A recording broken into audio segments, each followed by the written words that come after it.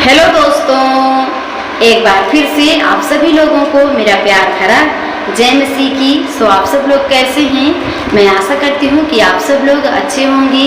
परमेश्वर का अनुग्रह आप सबके साथ होगा। सो मेरे प्रियो, आज हम फिर से पवित्र कलाम से कुछ बातों को सीखेंगे और समझेंगे। सो आइए हम वचनों की ओर चलेंगे। प्रियो, मैं आज आप लोगों के लिए लेकर आई हूँ मत्ती 18 अध्याय का 1 से लेकर 5 पद तक। सो इन्हीं पदों में से सीखेंगे और समझेंगे।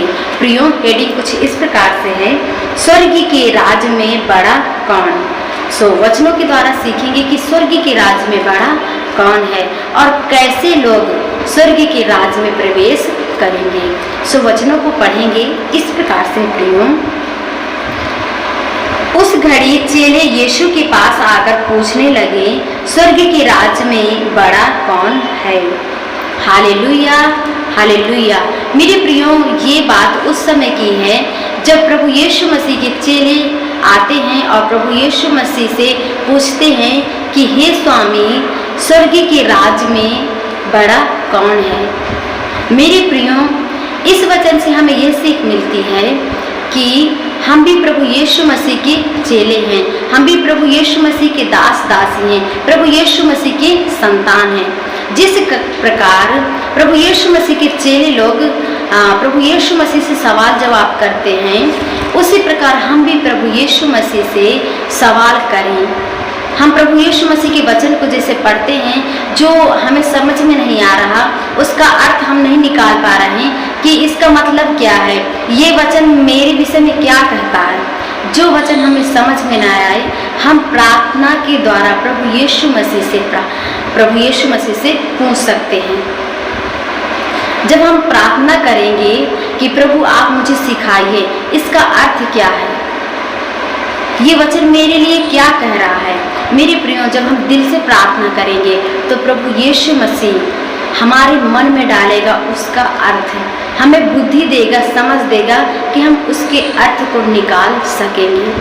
प्रियो, जैसे कि प्रभु के दास लोग अक्सर जब प्रभु यीशु मसीह प्रचार करते थे, लोगों को सिखाते थे, तो जो बात उन्हें समझ में नहीं आता था, जो बात उन्हें डाउट लगती थी कि इसका अर्थ क्या है, क्योंकि प्रभु यीशु मसीह हमेशा दृष्टांत में लोगों को सिखाते थे और जैसे समझ में नहीं आती थी तो प्रभु के चेले प्रभु यीशु मसीह से पूछते थे।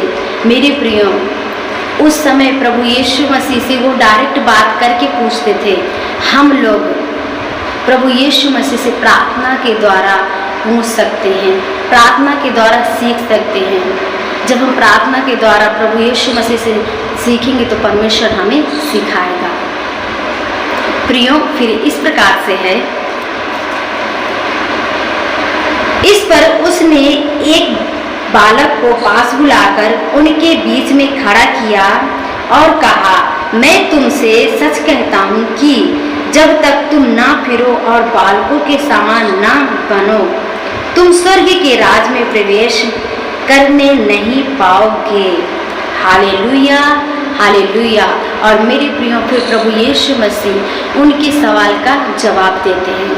प्रभु यीशु मसीह एक बालक को उनके बीच में खड़ा करते हैं और कहते हैं कि तुम जब तक ना फिरो और बालक के समान ना बनो, तुम स्वर्ग के राज में प्रवेश नहीं कर सकते हो। मेरे प्रियो, प्रभु यीशु मसीह के कहने का अर्थ ये है कि जब तक हम ना फिरें, यानी हमें अपने आप को बदलना है, हमें अपने हृदय को बदलना है। यदि हम किसी के प्रति डाह करते हैं, ईर्ष्या करते हैं, जलन करते हैं, हमारे अंदर बुरे बुरे विचार हैं, बुरे बुरे कार्य हैं, तो उसे हमें बदलना पड़ेगा, यानी हमें फिरना पड़ेगा, अपने मन को फिराना पड़ेगा, अपने हृदय को बदलना पड़ेगा और हमें बालकों के समान बनना होगा। जैसे आप लोग तो जानते होंगे कि बालक का दिल कितना कोमल होता है और कितना नम्र होता है। प्रियो, हम लोग भी अपने हृदय को, अपने मन को नम्र बनाएं, दीन बनाएं और कोमल बनाएं, और हम लोग भी किसी की बातों को बुरा ना मानें और ना ही किसी के प्रति डाह या फिर ईर्ष्या करें, क्योंकि बालक ऐसा कभी नहीं करते। वो कभी किसी की बातों को बुरा नहीं मानते और ना ही किसी के प्रति डाह ईर्षा जलन करते हैं। आप लोग अपने बच्चे को डांटते होंगे, समझाते होंगे, मारते भी होंगे, लेकिन वो आपकी बातों को कभी बुरा नहीं मानते। थोड़ी देर तक भले वो रुष्ट रहे, लेकिन फिर वो वैसे ही हो जाते हैं। फिर वो उसी मन से आपसे बात करते हैं और हंसते बोलते खिलखिलाते हैं। मेरे प्रियो, हमें भी ऐसा ही करना है। हमें कोई भी कुछ गलत कहे कि ये गलत है, ये अच्छा नहीं है, हमारे प्रति कोई गलत सोच रहा है तो सोचने दीजिए, पर हमें किसी के प्रति गलत नहीं सोचना चाहिए और ना ही किसी की बातों को हम बुरा मानें। जब हम ऐसा करेंगे, किसी की बातों को बुरा नहीं मानेंगे, किसी के प्रति गलत नहीं सोचेंगे, तभी हम बालकों के समान बन पाएंगे। क्योंकि बालक कभी किसी के प्रति गलत नहीं सोचते। तो आगे देखेंगे, जो कोई अपने आप को इस बालक के समान छोटा करेगा वह स्वर्ग के राज में बड़ा होगा।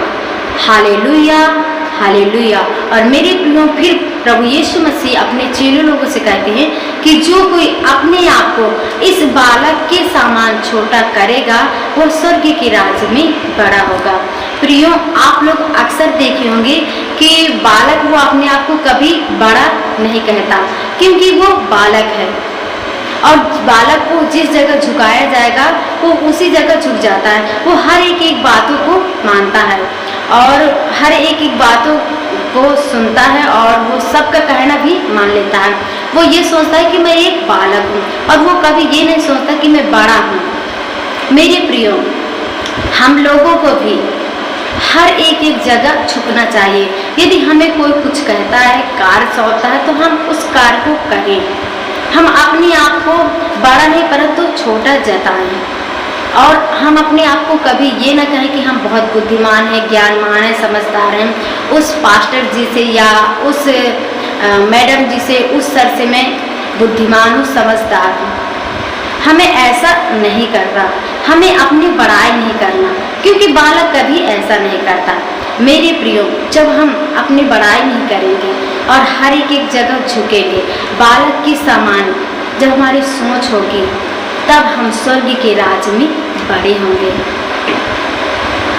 और प्रियो, आगे इस प्रकार से है, और जो कोई मेरे नाम से एक ऐसे बालक को ग्रहण करता है वह मुझे ग्रहण करता है। हालेलुया।